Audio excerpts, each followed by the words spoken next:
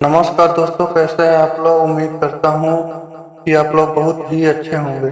मैं आपका दोस्त कैलाश चैनल भोजपुरी सीधी वाला हौसला में आज की इस वीडियो में जिस मुद्दे पर बात करने वाला हूँ, पवन सिंह के चैलेंज संघर्ष 2 से जुड़ी बात करने वाले हैं।